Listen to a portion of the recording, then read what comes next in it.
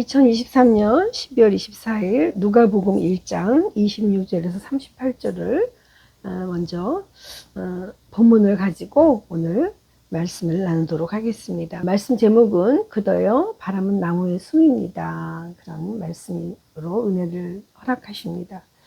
이제 연말이 되어가므로 누군가로부터 선물을 받고 싶기도 하고 또 선물을 꼭 보내야 될 곳이 어디 있는가 우리가 살펴보게 됩니다. 그렇다고 해서 꼭 눈에 보이는 그런 선물을 주고받기보다는 여기저기 두루 안부를 나누고 또 좋은 소식을 내가 듣기도 하고 좋은 소식을 전할 수 있으면 이거보다 더 큰 선물은 없을 것입니다. 그렇지만 선물이 있어서 서로 주고받는 사람의 뜻이 맞아서 통할 때는 크게 뭘 주지 않아도 기분이 참 좋게 여겨지는 것이 사실입니다. 즉 받고자 하는 사람과 주고자 하는 사람의 생각이 맞는다고 하면 하루하루가 이벤트 같고 서프라이즈 같을 것입니다. 여하튼 선물은 어떤 것이라도 받으면 좋고 모두가 받고 싶어 하는 것으로 알 수 있습니다. 여러분은 어떤 선물을 받고 싶으신가요?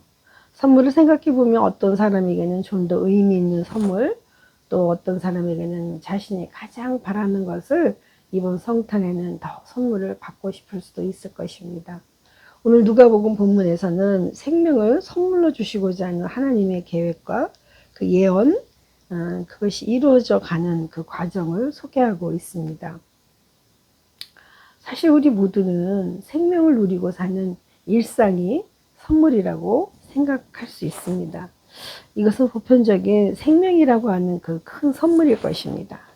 많은 사람들이 이 생명을 주신 것에 사실은 날마다 이렇게 피부로 절절하게 감사를 느끼지 않는 것 같습니다. 그러나 선택받은 사람들은 하나님께서 주신 이 특별한 생명, 특별한 은총, 이것을 꼭 받고 싶어 합니다. 맞습니다. 하나님께서 누구나에게 생명을 선물로 주시지만 또 특별히 택한 자에게 받고자 하는 그러한 약속의 선물도 있습니다. 그러면 하나님께서 선택한 자에게 어떤 특별한 선물을 허락해 주시겠습니까? 사실 마리아는 처녀로 사실 마리아는 처녀로 요셉과 약혼한 그러한 상태였습니다. 그런 마리아에게 이 선물 자체가 얼마나 크고 거룩한 부담이었을까 생각해 봅니다. 하나님의 예언이 자신에게 이루어지고 있으니 참 놀랍고 비밀한 일이긴 하지만 그 특별한 선물을 자신이 받는다라고 생각하기에는 굉장히 거룩한 부담이었을 것 같습니다. 그리고 사실 오늘 그 소식을 천사 가브리엘이 전해주고 있는데 그 여섯째 달에 마리아의 친족 엘리사벳이 임신한 이 여섯째 달은 그 달에 마리아에게 예수 그리스도 잉태를 알리는 소식으로 오늘 누가복음을 시작하고 있습니다. 천사 가브리엘에 의해서 하나님의 소식은 위로부터 갈릴리라는 나사렛 고을의 아래로 전해졌습니다. 나사렛이란 동네에는 성경 구약과 신약의 중간 그 문서에서 전혀 주목받지 못했던 곳입니다. 여기는 신성한 성전이라는 공간과 유대를 벗어나서 멀리 떨어진 갈릴리 이름 없는 마을로 이동한다라고 볼 수 있습니다. 천사는 갈릴리 나사렛에 요셉과 약혼한 마리아에게로 갔습니다. 당시 보통 관습에 의해서 혼인 전 약 1년 정도 약혼 기간을 갖고 부부가 같이 사는 것을 빼고 사실은 이 약혼은 정혼한 사위와 같은 기간입니다. 그래서 이런 약혼한 처녀 마리아에게 천사는 찾아가서 하나님의 평안을 전하고 선물의 소식을 전하고 있습니다. 마리아가 처녀에게 그 천사가 보내심을 받는 것은 하나님의 행동의 목적지가 장소가 아니라 사람이라는 것입니다. 그리고 마리아는 이름을 부르기 전에 이미 2번이나 처녀라고 언급되었습니다. 엘리사벳처럼 아이를 낳지 못하는 태가 열린 적은 그전에도 있었지만 처녀가 잉태하는 것은 하나님의 전례 없는 행위입니다. 마리아에게 하나님의 직접적인 개입이 시작됐다는 것을 보여주고 있습니다. 그런데 이 엄청난 선물을 쉽게 받아들이고 받고자 하는 사람이 있었을까요? 믿어지지 않았을 것입니다. 보통 선물이라고 하면 자신이 원하는 것, 바라는 것을 받고 싶어 합니다. 모든 인간은 받기를 좋아하지만 특별히 선물이라고 하면 큰 기대를 하게 됩니다. 그래서 자신의 기대에 맞는 선물이 손에 잡혔을 때 우리는 그 선물을 받고 그렇지 않으면 받지 않고 싶어 하는 것입니다. 그렇지만 하나님의 뜻을 구하는 사람이 그 어떤 선물도 하나님께서 주신 것이라고 한다면 눈에 보이지 않고 잡히지 않더라도 그 선물은 받았어야만 할 것입니다.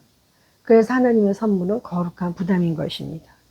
하나님의 압도적인 말씀과 선포, 그 앞에 마리아는 거절할 수 없다는 것입니다. 그리고 하나님의 선물이었기 때문에 거룩한 부담이 될 수밖에 없다는 그런 마음을 다시 고백하게 되는 것입니다. 하나님의 은혜의 약속이 위에서부터 아래로 이 땅 가운데 내려오고 있습니다. 사실 하나님의 구원의 소식은 예루살렘 땅에도 유대인, 서기관, 바리새인들에게도 지금 전쟁과 고통 중인 우크라이나 가자 지구의 전쟁터에도 모두가 기다리는 소식입니다. 뿐만 아니라 작은 고통과 신음으로 병마로 가난으로 해결되지 않은 문제들로 끝을 내야 하는 사람들에게도 모두가 필요한 것은 하나님의 구원 소식입니다. 그런데 이 소식을 전해주시기 위해 하나님께서는 천사를 보내셔서 일을 하고 계시는 것입니다. 모든 일에는 과정이 있습니다. 하나님께서 보내신 이 천사, 그 천사는 특별히 성별은 없었겠지만 마리아를 찾아가서 소식을 전합니다. 갈릴리 고을의 작은 자인 마리아에게로 간 것입니다. 유대인의 전승에 따르면 남자는 여자에게 따로 문안하지 않았다고 합니다. 아마 마리아는 여자가 아닌 누군가가 자신에게 인사를 해서 황당했을 것입니다. 이것은 하나님의 직접적인 개입으로 처음에는 예상치 못했을 것이고 잠재적으로 마음이 많이 심란했을 것입니다. 그렇지만 천사는 마리아에게 하나님의 은혜를 입은 자라고 문안을 합니다. 천사는 마리아가 하나님의 은혜의 대상이라고 그렇게 말을 되풀이하고 있습니다. 비천한 상황에 있는 자신이 그렇게 특별히 은혜를 받는다는 것, 이것은 교만한 자를 물리치시고 겸손한 자에게 은혜를 주신다는 말씀을 마리아에게 기억나게 했습니다.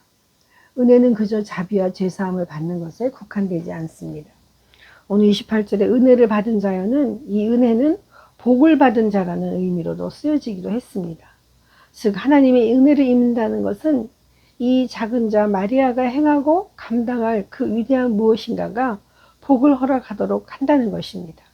즉 하나님께서 마리아를 통해서 하나님의 위대한 것을 맡기시고 복을 주신다는 것입니다. 그 이후 마리아는 하나님의 선포가 이루어지기를 견뎌내야 되는 시간이 다가오고 있다는 것입니다. 하나님의 약속은 사람의 계획과 의도를 뛰어넘어서 그 이루어져 가는 그 과정이라고 할 수 있습니다. 하나님과의 언약은 마리아에게 있어서 고통과 인내를 감내하며 그 언약이 이루어지기를 고백하게 하는 것이었습니다. 천사가 이르되 마리아여 무서워하지 말라. 내가 하나님께 은혜를 입었느니라. 보라 내가 잉태하여 아들을 낳으리니 그 이름을 예수라 하라. 그가 큰 자가 되고 지극히 높으신 이 아들이라 일컬어질 것이요 주 하나님께서 그 조상 다윗의 왕위를 그에게 주시리니. 아멘. 하나님께서는 하나님의 뜻을 이루어 가시기 위해 약속을 이루어 가십니다.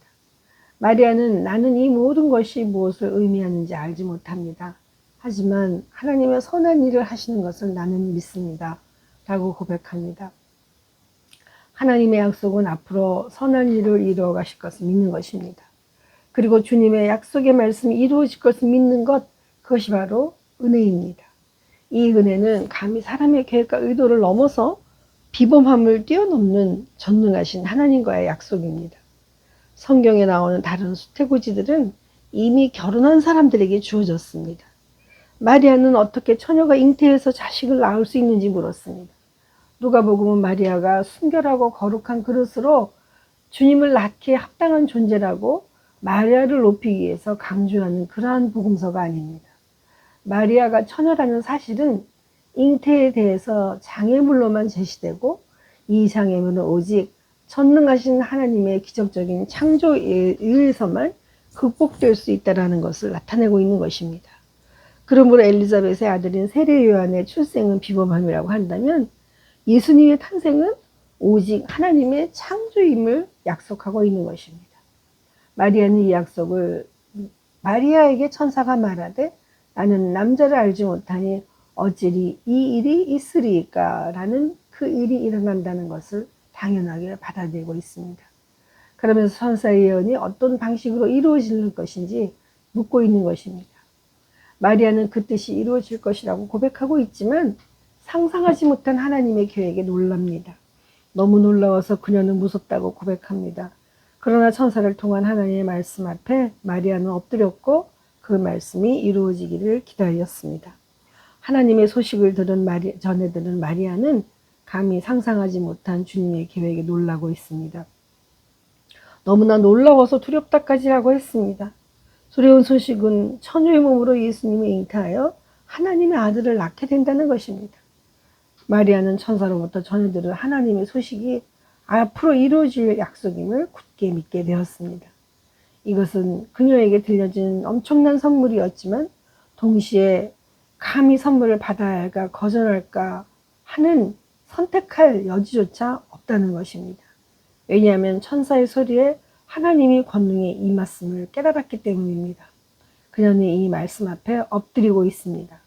그리고 천사는 대저 하나님의 모든 말씀은 능하지 못하심이 없느니라고 말할 때 이것은 전능하신 하나님의 선포이기 때문에 마리아는 하나님의 말씀이 내게 이루어지이다라고 그 약속 앞에 기다리고 엎드렸습니다.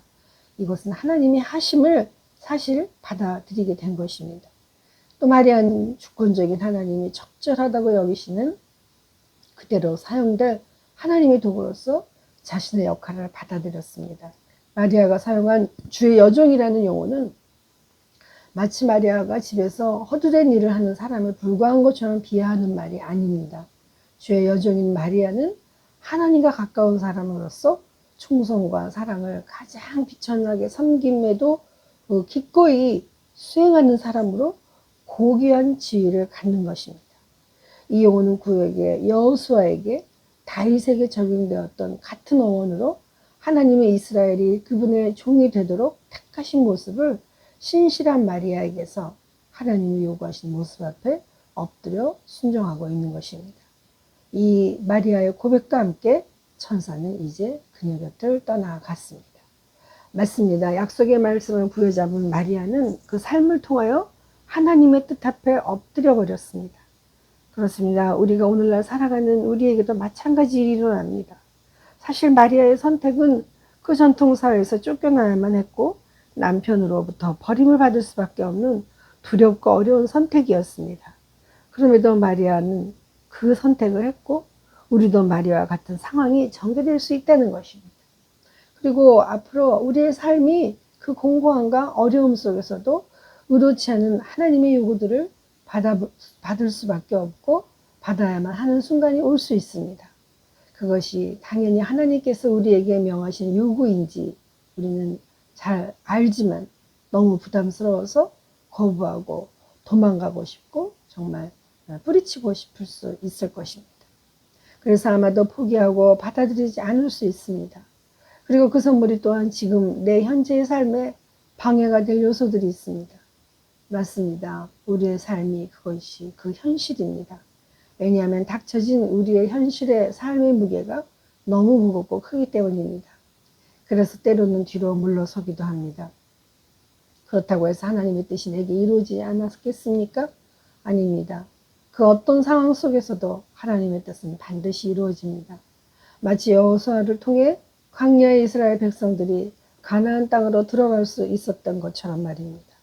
또한 양치기 목동 다윗을 통해 블레셋으로부터 이스라엘 국가를 세우는 왕으로 세워진 다윗처럼 말입니다. 그리고 마리아와 요셉의 믿음의 가정을 통해 온 인류를 구원할 그 계획을 갖고 있는 우리 예수 그리스도의 탄생처럼 말입니다. 세상에 나에게 아무런 의미로도 다가오지 않을 때 그 바람으로 숨으로 나무는 먼저 한숨을 지어 주었다. 내가 차마 나를 버리지 못할 때는 나무는 저의 잎을 버려 버림의 의미를 알게 해 주었다. 정영택의 나무라는 시에서 발췌했습니다. 기도하겠습니다. 하나님, 우리에게 주님의 뜻을 다시 한번 찾아가며 천사의 음성 소리 속에서 하나님의 음성인지 사람의 생각인지 분별하지 못하지 아니하고 천사의 음성으로 하나님의 음성으로 고백하며 나아간 마리아처럼 마리아의 선택이 쉽지만은 않았고 자신의 한 몸을 버려 주님의 세계가 하나님의 역사가 드러날 수 있는 하나님의 크신 그 섭리를 주님 앞에 드리며 깨달아 알아 주님만을 순종하며 나아갔던 정말 귀한 시간, 이제 기쁨의 성탄에 이 시간을 보내지 아니하였다라면 우리 살아계신 주님을 만나지 못했음을 다시 한번 고백하오니 하나님 우리의 삶의 순간순간마다 주님께서 내게 오실 수 있는 하나님의 성령의 임재의 귀한 시간을 만날 수 있도록 주님 도와주시고 정말 내 구주에 어서 오시옵소서라고 고백할 수 있는 그래서 그 말씀이 내게 이루어지이다라고 엎드려 주님의 음성 앞에 나아갈 수 있는 우리 모두가 될 수 있도록 주님 도와주시옵소서. 감사드리오며 예수님의 이름으로 기도하옵나이다. 아멘.